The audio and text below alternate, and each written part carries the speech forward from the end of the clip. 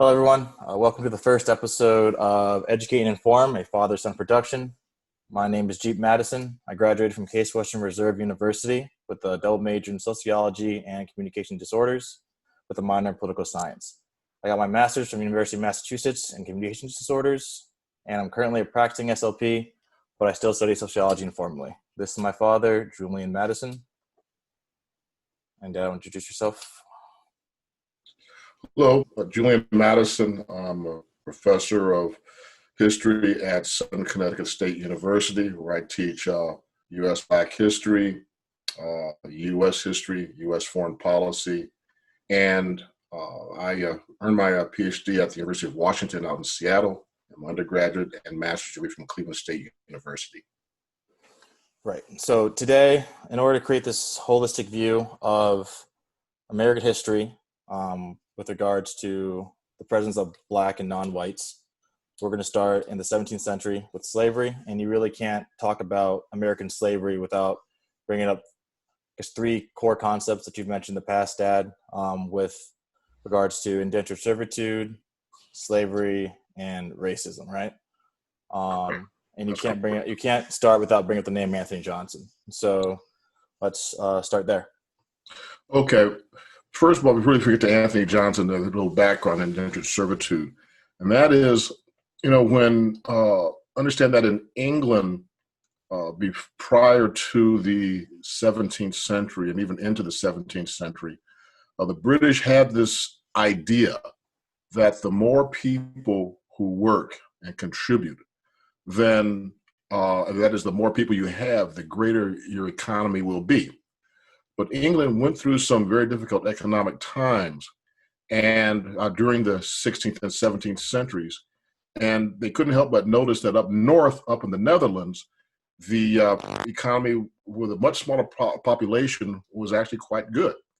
So the British came to the conclusion that one of the problems that they had was that there were too many people not carrying their weight.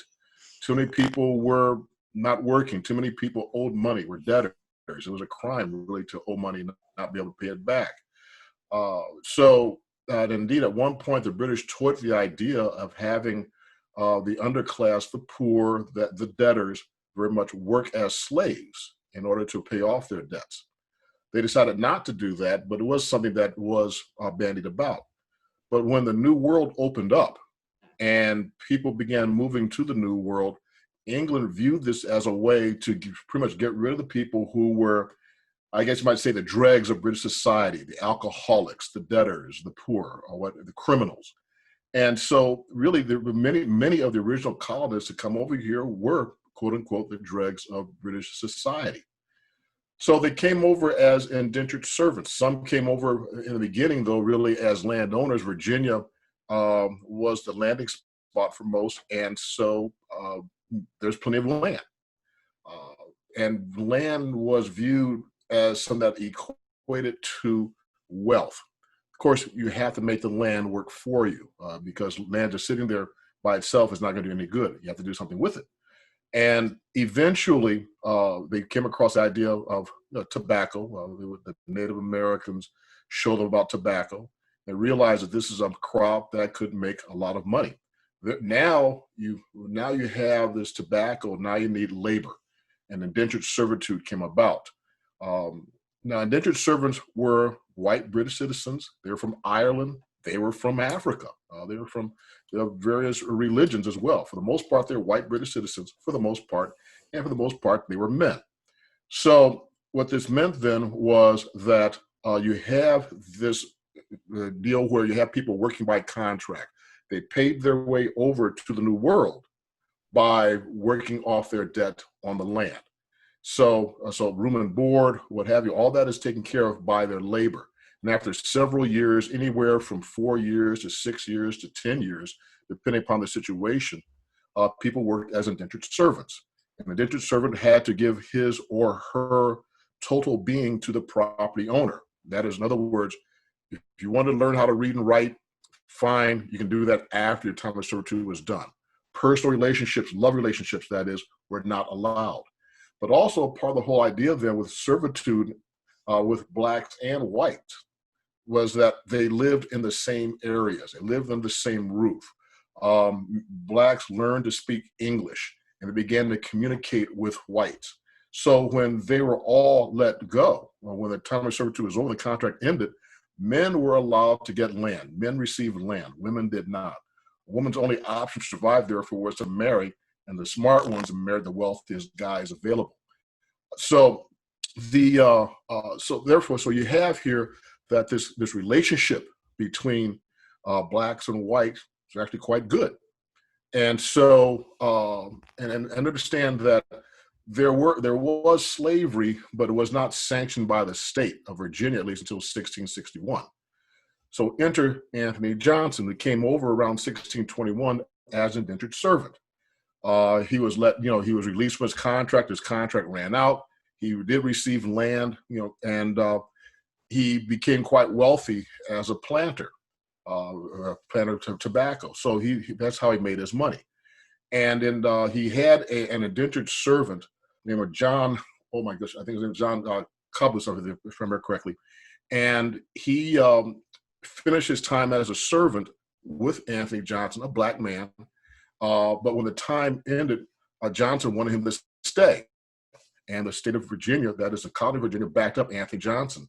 So he became one of the first slave owners in the history of the state of Virginia, and arguably the first black slave owner in Virginia. I call it the state, and I mean the colony of Virginia.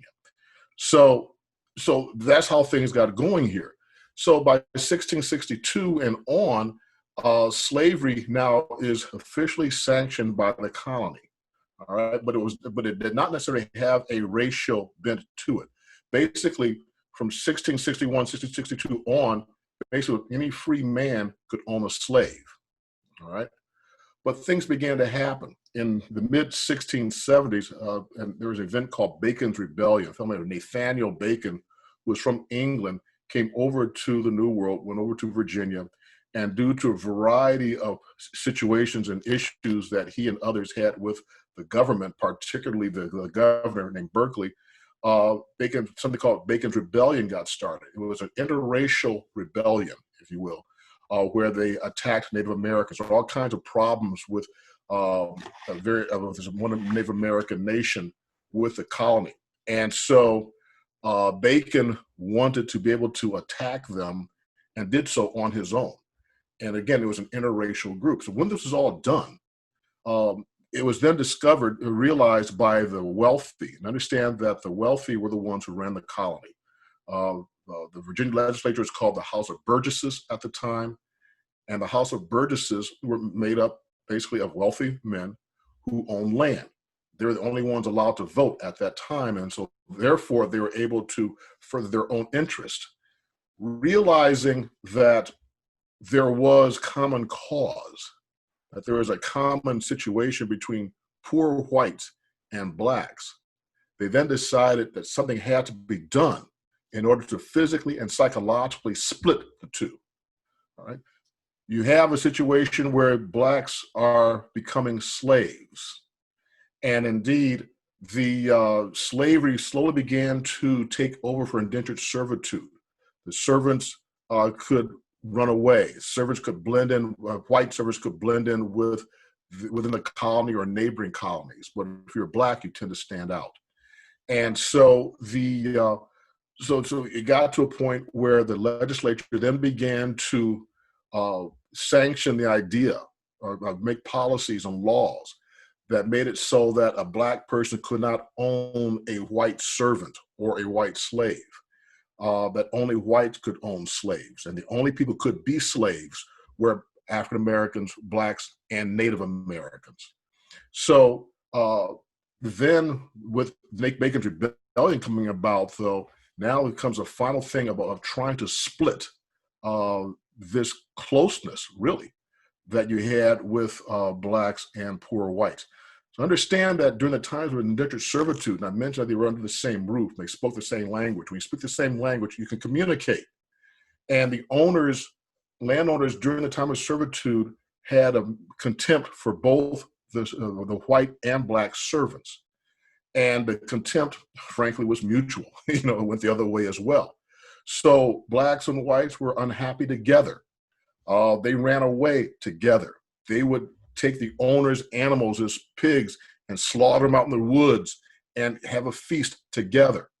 They did all kinds of things together. And that closeness continued when they all became free of this contract.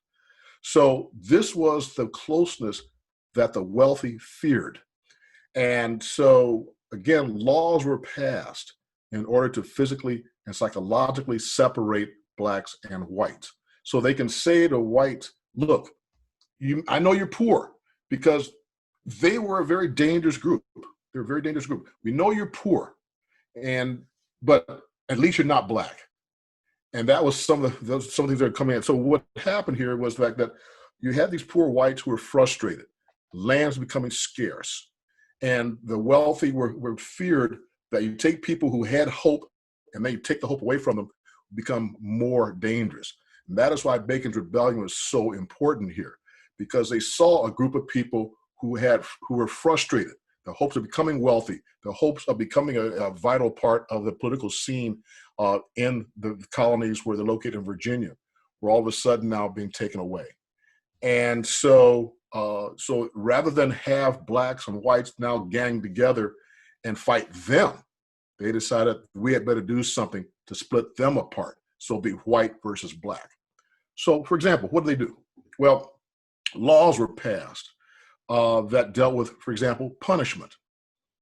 If a white person and a black person were to commit, let's say, similar crimes, all right, the punishment could be basically the same. And many times the punishment was whipping. So if you were black, you could take a black man's shirt off and whip him. But if the person was white, you had to get permission from a judge in order to whip that person. Well, a whip hurts whether your shirt is on or not. But the point here is that by taking the shirt off, it connotes that the person is subhuman, that he's more of a brute, if you will. In addition to that, property was taken away from blacks. You had blacks who had property, even servants and slaves, or excuse me, not slaves had property, chickens, what have you. It was taken away and given to poor whites. Marriage was started becoming a no-no. This becomes really big here. So if you were white, and you say you're a white female, and you married a black man, then you could be punished. You could be banished from the colony. If you had a child by that black man, then you could be put into servitude, and the child could be made a slave.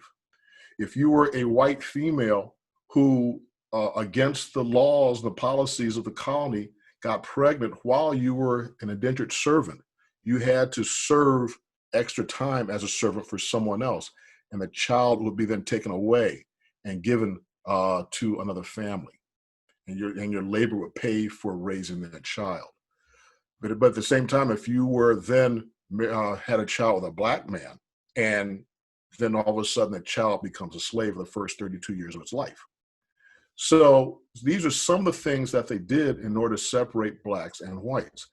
And it continued on, so that if you were a female and got pregnant, let's say you were a single woman and got pregnant, then the child would take the condition of the mother. If the mother is free, the child is free. If the mother's a slave, the child's a slave.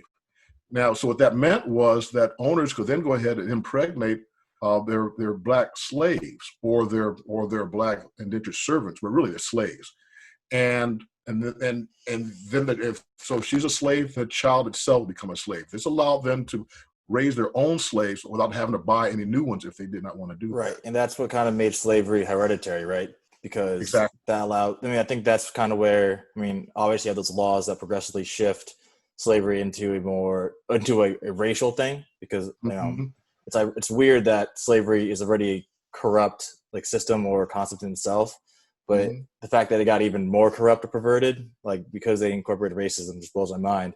But when they made that law or made it so that you take on the status of the mother, that's what kind of created this huge explosion of slavery becoming more affordable, and also this ability to breed your own property and livestock, right?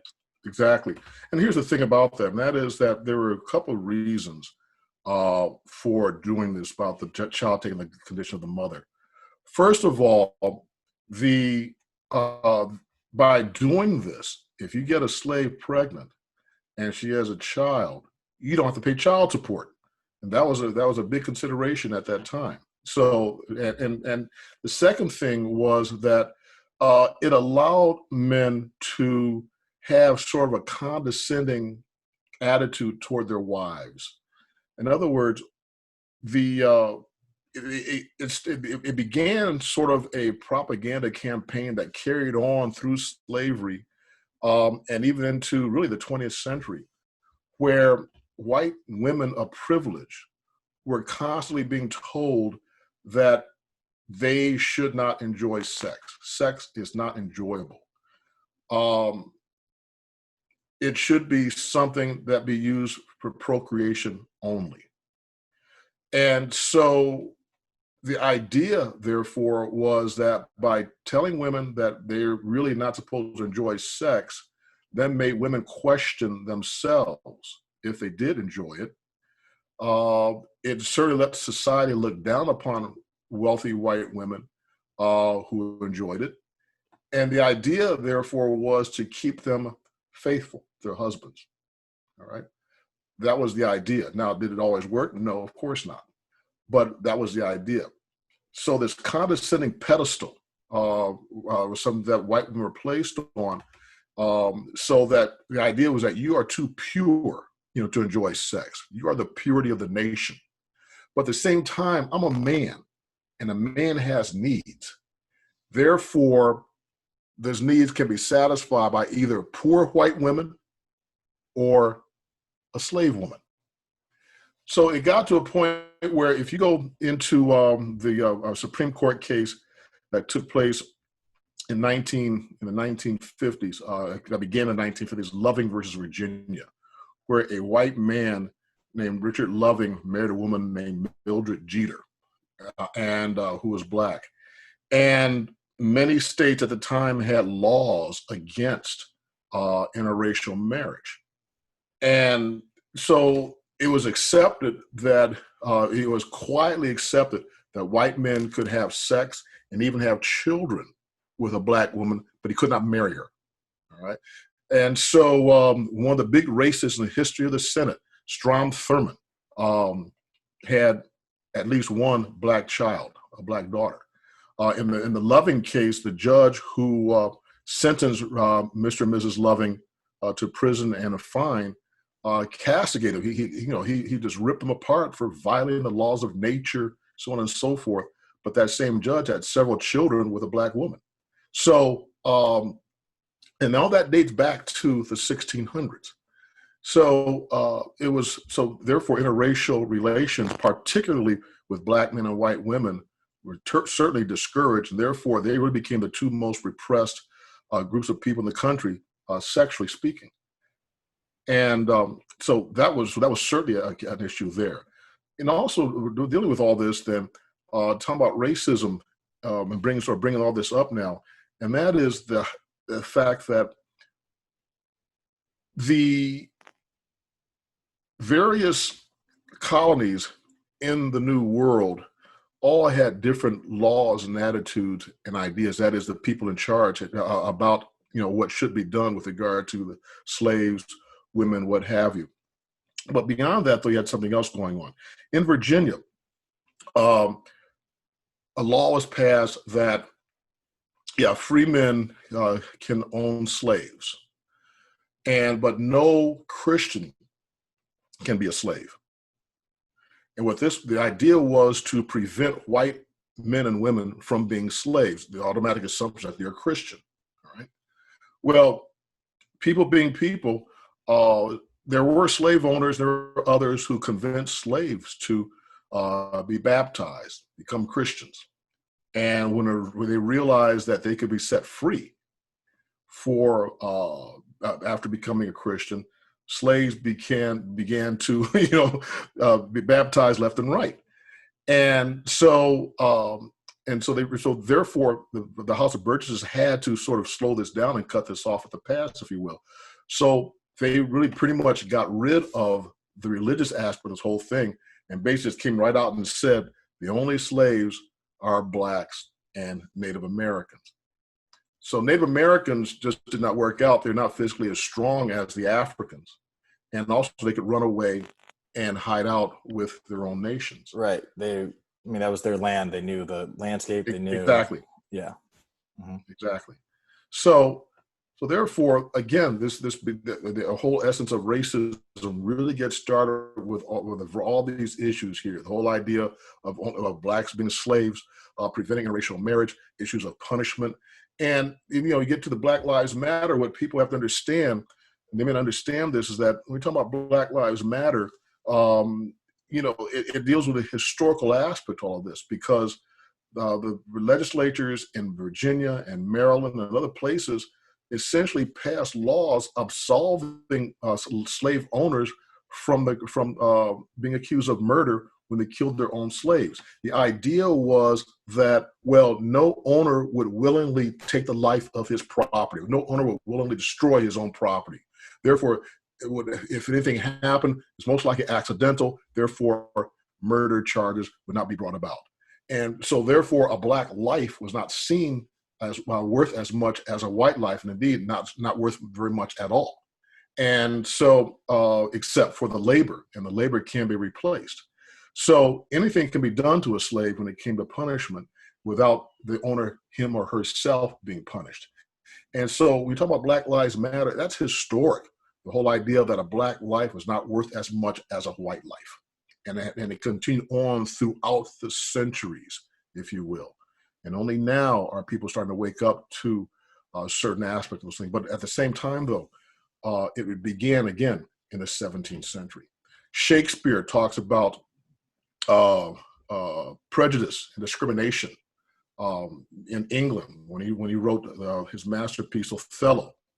And for those who are not familiar with Othello, I hope you are, but you're talking about a black man who was really the head man in the military and married to a beautiful white woman. And you had individuals who were jealous of Othello's marriage to his beautiful wife, Desdemona. And so Shakespeare gets into the whole idea of racism. Shakespeare himself actually dated a black woman before he married his wife, Anne Hathaway, not the actress, but the original Anne Hathaway. And so so even Shakespeare gets into it. So prejudice has always been around. But when the United States when the colonies in America got going, particularly in Virginia and then Maryland, this is the first time we actually had laws that discriminated against someone based on the color of their skin. If you go back to ancient Rome, to go back to the days of the Roman Empire, there are certain places in the Roman Empire that had laws against marrying men and women with blonde hair. Blondes were viewed as genetically inferior. And the reason why you had those laws simply is because of the fact that blondes were not common in the Roman Empire. Certainly not down by Rome and in Africa, places like that. You just didn't see a lot of blondes, but when they did see them, something's wrong with them. So everyone's always had this idea of the size and shape of a skull, blonde hair, ethnicity, where are you from? People have always had those prejudices. But when you get to 17th century Virginia, that's where the color of the skin really got started, became an issue. Right. So up at that point, a lot of the prejudice and discrimination was based off of small, I guess, physical traits. But I know that at least from a sociological point of view, religion was always kind of like the big thing as far as what makes you human or savage or heathen. And yes, this evolution of slavery to, I guess, to incorporate racism came as a way to, prevent people from escaping enslavement, because you can't really change the color. You can't change the color of your skin, whereas you could become Christian, like you said. And also it was a way to further justify enslavement, where before it was, they're not Christian, they're heathens or savages, etc. But now it's creating this stigma around the color of your skin to create inferiority and to validate and justify enslavement, right? Exactly, Mhm. exactly. There has to be justification for it. There has to be justification for taking a certain group of people and making them slaves and making them inferior. And so I doubt that those who made these laws really thought about the long-term ramifications. They're thinking about immediate gratification and preventing you know their being ganged up upon, if you will, by poor whites and blacks. And you really get right down to it, it still happens today. 100 years ago, there were strikes in the various steel mills in the Midwest and the East, and one of the groups that were discriminated against was Italian. Were Italians, and so what you had though was that uh, they're used as strike breakers. Blacks are used as strike breakers. Italians were Catholic, and blacks were black. So you'll find here that the whole idea of religion has always been used as a wedge to prevent people from really getting along. Wow. Okay. And so I guess as we progress through, I guess the 17th century, and we get to the, I guess the 19th century, 18th century, where everyone's kind of, I guess that's kind of where American history picks up. All right. Actually, no. Hold on. Mm-hmm. Let me. I want to edit this No out. problem. But, so I guess next I want to talk about uh, the popularity of slavery as it relates to capitalism. And Mm-hmm. so I guess I'll just introduce that. So as we move through the 17th century, can you talk about, I guess, the growing need for slavery and the numbers? So I guess you see a spike in slavery or the number of, okay, so I guess I'm trying to introduce the topic of this idea that I guess I'm trying to like navigate through the 18th century because that's the one where I'm least familiar with because Right. I'm obviously familiar with the 17th and 19th century. Everyone's familiar with the 19th century, but I guess I want to talk about this evolution of slavery as far as numbers go, as far as the systems put in place to control slaves. So I know that a lot of people know that slaves exist, but when we talk about when did slavery really become like this, like this science? Because obviously we see this development of racism into slavery, but when do people start incorporating these tactics of oppressing slaves, keeping them down, dividing the family unit? I mean, you could talk about how female slaves are kept out of the house and from nursing their children. We could talk about dividing, breeding. Is that something that we can address next? And I want to repeat all Okay. that but in form of questions that way. But that's what we're going to talk about next. Is that cool? Is there anything else that you? That sounds fine. Okay. It basically talking about the economics of slavery, Okay. and so in doing so, what I'll probably do next time out is to compare the United States, the colonies, really. I say the United States again, the colonies and Cuba and Cuban slavery. But in the 1700s, though, I just sort of get into the various rebellions. Mm-hmm. I can get into that's when families really starting to split up. Mm-hmm. When you were, I forgot how old you were, but you were pretty young. I would say 5 or 6. We went to this place in Canada called Chatham, Ontario, or Dresden, Ontario, and there's a runaway slave community there that had been preserved to a museum, if you will. And so I may not necessarily address that yet, but I think the economics of slavery, I think, is really the thing to do, and because we're talking about how a lot of people and organizations got rich. The Hartford Courant newspaper, if I remember correctly, issued an apology fairly recently about its role in helping slavery grow because it accepted ads for runaway slaves. Mm-hmm. Brown University apologized for that. Wait, can we have this? Do you want to do that right now? This topic or? Um, let me go ahead and think about it. Let's do it another time. Okay. But let me give, because I have to remember some of the institutions, and like I'm not going to sit here and just name institutions, but Right. what I do want to do though is get into the growth and downfall of the tobacco trade in Virginia and the growth of rice and sugar in other areas. Sugar in the Caribbean, but rice down in South Carolina. And really the strangeness of slavery in South Carolina. South Carolina became the richest colony in the New World by 1760 because of the fact that it became a leader in the production of rice and indigo, which is a bluish dye. The British loved it. It spawned the mountains of South Carolina. And so South Carolinians became quite wealthy. I want to get into the growth of the plantations and the growth of Charleston, South Carolina, because of the fact that mosquitoes, carry malaria, and Charleston was free of those mosquitoes, but the plantations were not. And so we'll get into all of that. The whole idea was the fact that blacks were immune to malaria.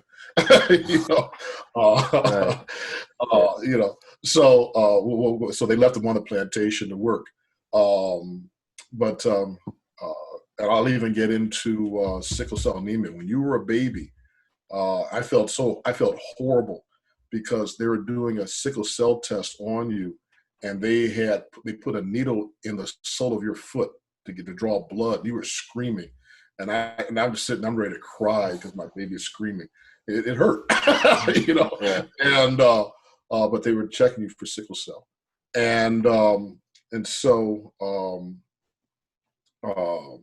so I'll get into all of that because I really want to talk about the myth involving sickle cell anemia. Okay. And so we'll do that. And all that was come about in the 1700s. All right. Awesome. So sounds good. And I guess we could do that maybe when I'm there in Zion with you. So we could do that one in person. That'd be fun. Sounds good. Okay. Well, Dad, I really appreciate this. I'll run through the video, edit it, and I'll send you the final clip for your okay to post. Okay. And yeah, so appreciate it. Love you. I love you, sir. And I'll talk to you later. Okay. All right. You take care of yourself. All right. Bye. Bye. See you Tuesday. Yes, Bye-bye. sir.